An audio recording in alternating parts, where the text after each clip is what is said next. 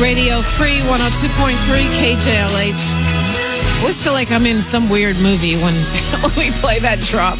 Okay, family, we got important stuff to talk about. We're so thrilled to have with us this morning partner in the law firm, focusing primarily on civil and constitutional rights with an emphasis on housing law.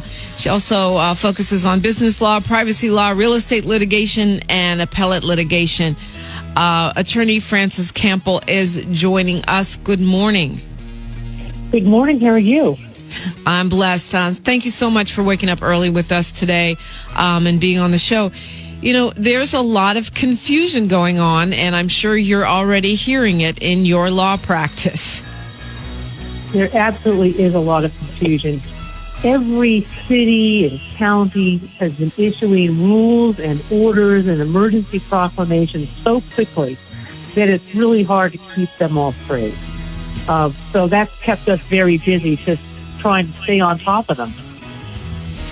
You know, what I'm worried about, and I worry about my community, is the fact that, you know, we know that there's a state moratorium, the LA County moratorium, and some cities have their own moratorium on rental evictions. But I just worry that people aren't protected, that they'll say, I'm not going to pay my rent because they could use the money for something else and end up with this big piled up, rent bog and won't be able to catch up. I worry about that. I worry about people getting evicted anyway, because I'm hearing that some folks are still being bullied and threatened with eviction, even with these moratoriums. What are your thoughts on those two concerns that I have? Well, let's talk about the bullying first. The very, very good news is that on Monday afternoon, the state adopted a new emergency rule of court for unlawful detainers, which are called what we call eviction cases. And that emergency rule says the court may not issue a summons on a complaint for unlawful detainer unless the court finds, in its discretion and on the record, that the action is necessary to protect public health and safety. So let me explain what that is. Every lawsuit comes with two parts. A complaint, where one person says what they're accusing another person of doing wrong, and a summons that says, you have to come into court and answer to my complaint. So right now, a landlord, up until last week, a landlord could have filed an eviction case. This week, a landlord cannot even start an eviction case because the court's not going to issue a summons. And that rule is going to remain in effect until 90 days after the governor declares the state of emergency related to the COVID-19 pandemic is lifted, and then it says, or unless we repeal this rule. But for right now, unless a landlord wants to run into court and actually have a hearing on the record in front of a judge and say, and prove to the judge that it's necessary to protect public health and safety to evict someone, they are not going to get to even start an unlawful detainer. So that's what they were talking about when they were saying, we need to close some of the loopholes in these eviction moratoriums. It sounds like that rule added to the moratorium on Monday does close the loopholes in that sense. It completely closes the loopholes. Eviction prosecution is now stopped until 3 months after the governor says there's no more emergency. So what you mentioned, will people have enough money to pay their rent? I mean, this is not rent forgiveness. So people are going to have to find a way to make up the rent later. But for right now, landlords should be pretty motivated to work with people because they can't get, the sheriff will not enforce their eviction. And that's another thing. Right now, the sheriff is not locking people out even if there's already an eviction judgment against him. Because they don't want people out in the streets. And that you can't kick people out of their houses if you don't want people out in the streets.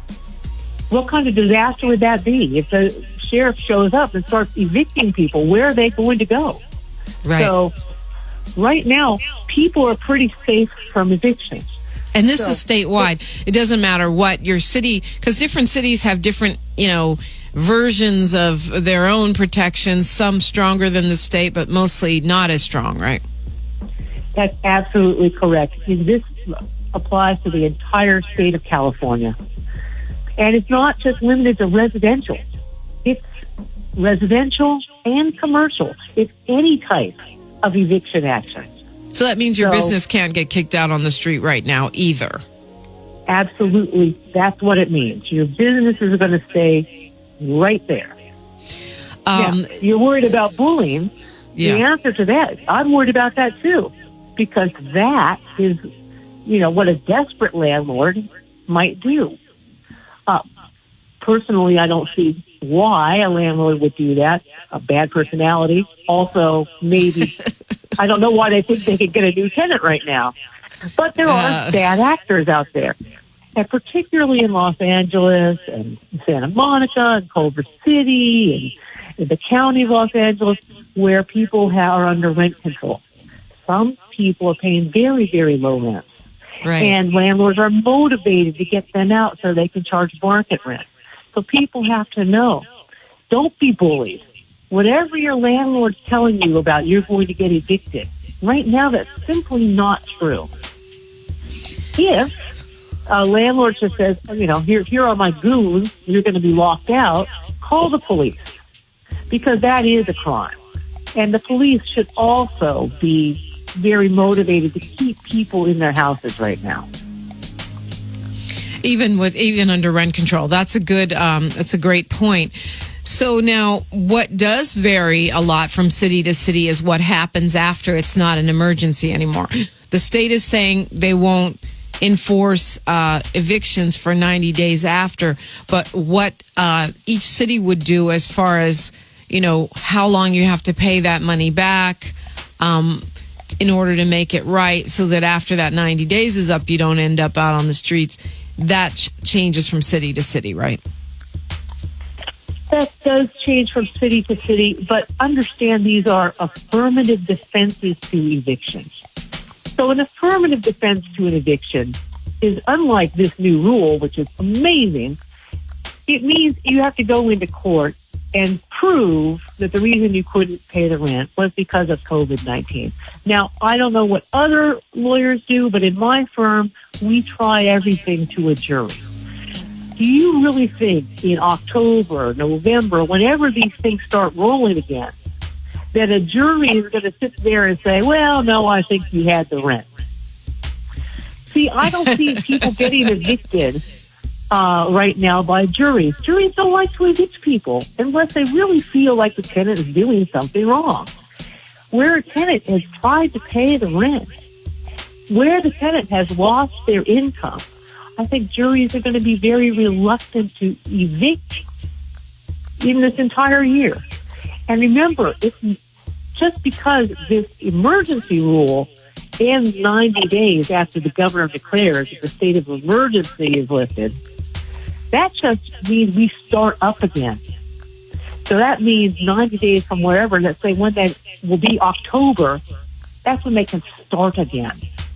So the eviction is not automatic. That means they can now file, they can now serve, they can now prosecute, and the tenant can defend any eviction. That's going to push you out another couple of months. And guess what?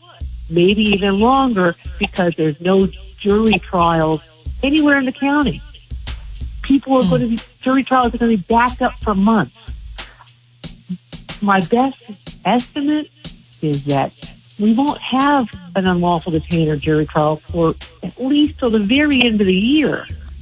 If people ask for a jury, that slows things down quite a bit. So this is all a way to say, yes, people are going to have a hard time paying back the rent. But the good news is they just need to try, and we don't know what the future is going to hold. We really don't. And this is the best way that the government can protect people in this situation. You're going to have a lot of months to work it out with your landlord. And that's the best news I can give. And that's not just residents, that's businesses as well. It's great news. We know in the city of LA, they say 1 year after whenever they lift the emergency that you have to pay it back. It does vary from city to city, but great points about the jury's trials being backed up and the general feeling of juries toward this situation. The other thing is that right now, landlords are not supposed to increase the rent. That's another. We've had rent control recently passed, which means in the state of California, which means they're not supposed to raise it very much. But under the COVID-19 emergency, they're not meant to raise it at all, correct? That's in the city of Los Angeles. If there that's is only a statewide rule, if there is a statewide rule, listen, frankly, there may be. As I said, there are so many, and they're changing every day. Yeah, I thought there was, but I might be wrong. Yeah, I thought Newsom did that like the day before yesterday or something. Like you said, there's so much going on. It's hard to keep track of all of it right now. It's changed. It's like, surfing at this point. Not that I've ever surfed, right. But... Me neither. But, in most buildings in the state of California now, if they're over 15 years old, that means you can't raise the rent anyway more than 5% plus the rate of inflation, which is about 8%. It's probably less. So think about that. If a landlord raises a rent right now, he's going to have to prove later that rent increase was correct. 5% plus the rate of inflation. I want people to know that there are so many laws and so many rules that virtually every eviction for the next year is going to have a defense somewhere. And an attorney who knows how to do this will be able to find a reason why the eviction notice was wrong. Now, lawyers don't like to make guarantees. The state bar tells us we can't guarantee anything to our clients. But a skilled attorney is going to know how to find, and I call it a loophole, will find the law that says the landlord's notice is wrong. If, in the long, distant future, a landlord actually brings a tenant to court. So there's a lot of tools now for people who do eviction defense. I don't really... It's going to be hard to evict people, quite frankly, for the next year. Well, good news for a lot of people. Of course, if you're a landlord and you're paying a mortgage, that might not look like great news if you got to find a way to deal with these banks and hold on to your property. We do have mom and pop operations that own buildings, but that may be why we need to look at what Councilmember Herb Wesson and Council President Nuri Martinez were talking about, which is relief for renters, where the city helps them actually pay the bill. I agree with you, and that's a problem. I mean, I only represent tenants, and as far as eviction lawsuits go, I only have ever represented a tenant, ever. But I'm not insensitive to the fact that people have to pay their mortgages too. And luckily, that's where the federal government has come in and put a forbearance on mortgage loan payments for government-backed mortgages, which is a lot of mortgages. So there is relief coming from the federal government for landlords. There may be other, city relief or state relief for landlords. Mm-hmm. In these programs are just going to vary, and people are going to have to do their research. And, right now the federal government hasn't been so efficient in rolling out the protections for businesses. But, hopefully they'll get that worked out in the next few weeks. Go ahead. Protecting businesses, including the landlords, right? So landlording is a business. We'll see. Yeah. We're talking with Attorney Frances Campbell. Campbell and Farhani is her firm. CampbellFarhani.com. We'll have that up at KJLHradio.com if you are interested in finding out more. Sonia from LA, you are on with Attorney Campbell. Welcome. Sonia, are you there? Okay, well, apparently we have lost Sonia. She was asking about your rights to rent a place. She's on Section 8 trying to rent a place in the middle of this crisis. Well, that is listen, I'm not a real estate broker. That's the problem. The Housing Authority is the one that is in charge of the Section 8 program. I would think that landlords would be very motivated to accept tenants during this time, especially tenants who are paying with government money for the most part. Also, there's good news for people with Section 8 vouchers. And I don't know if you know this. As of January 1st, it is considered discrimination under the Fair Employment and Housing Act to not accept Section 8. So all landlords can no longer say, no, we don't take Section 8. That's discrimination, plain and simple, under the Fair Employment and Housing Act. So that means there should be a lot more openings and a lot more places that people can go with any kind of government vouchers, because landlords can no longer turn them down. One problem is I'm not sure that's so well publicized, but that is the law right now.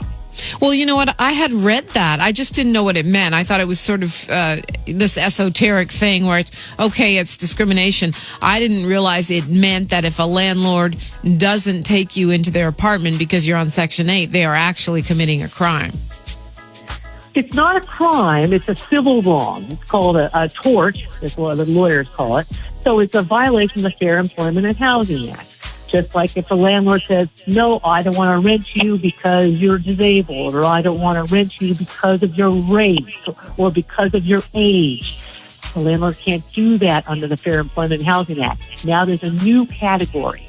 So the landlord can't say, I don't want to rent to you because of Section 8. So what would I do if I think that I'm being discriminated against because I have Section 8? Where would I go? How would I get help? You would go to the DFEH, California, and tell them. Now, they may be probably overwhelmed with claimants. Department of Fair Housing, you can go to, thank you, and you can go to a lawyer and sue them.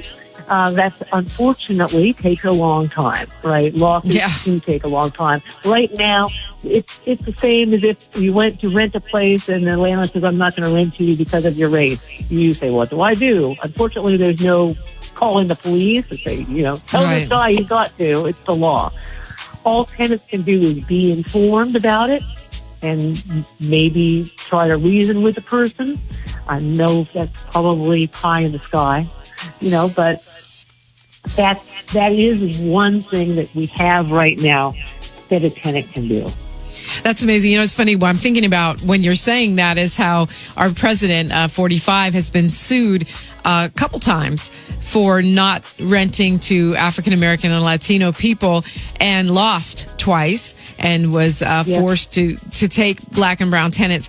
But what made me think of it is the fact that you said lawsuits take a long time. So if he's been sued twice and lost twice, that means he's been doing that way more than twice. He's been doing it for a really long time till someone finally went through the long process of a discrimination lawsuit twice. Well, that's true. And hopefully the way the law works usually is that it punishes people who've done something wrong. Like the law also takes a long time to work. So keep records of it, especially large landlords should know that they cannot now discriminate. If you are in a city that has a housing department, like the Los Angeles Housing Department, or now it's called the Housing and Community Investment Department, you can call them at 866-557-RENT, and maybe an investigator there can give you some assistance. Besides that, the Department of Fair Employment and Housing also has people who can give assistance. And I really don't know how they're set up to deal with this new reality that all landlords have to take Section 8. But that would be the enforcement arm of the state that would be in charge of that. So that's what I recommend to people.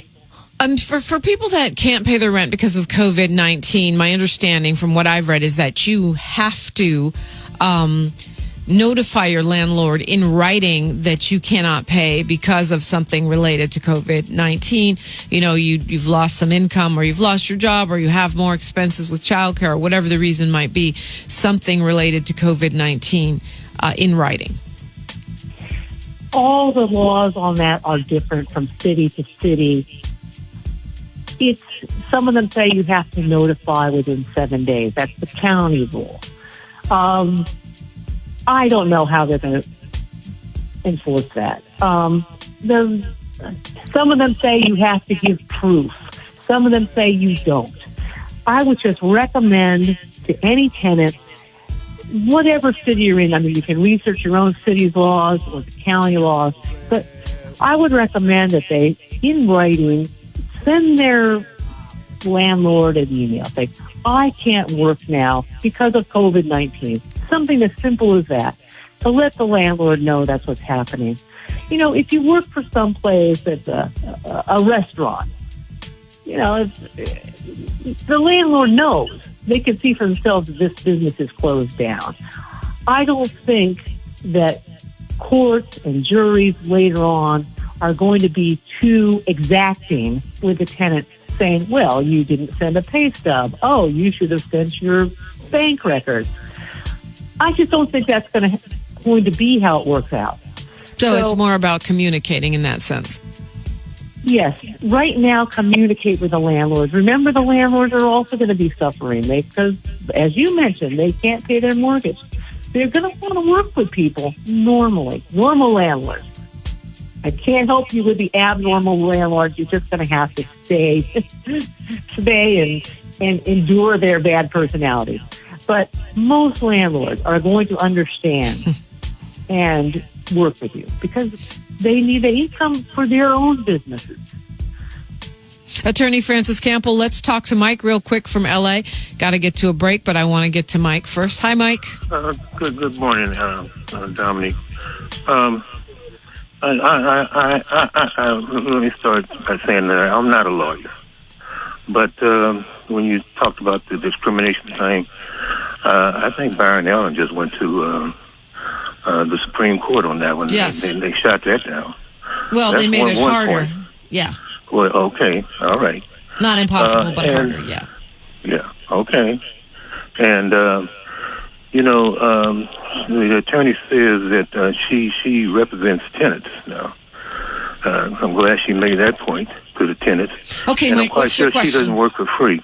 The question is, as far as these rules that the state and the city are putting there, are they going to be in a position to be sued by the tenants if they get put out, or by the landlords if they lose their property? You mean the state? This thing?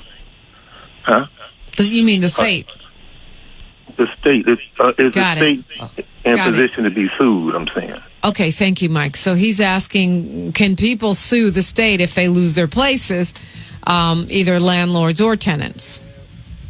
Okay, well, you can't sue the state, but if the landlord takes away your apartment or your house or your anything, and he does it illegally, you can sue the landlord. And California actually has very powerful laws. If a landlord were to say, I don't care, I'm just going to put you on the street, I'm going to change the law.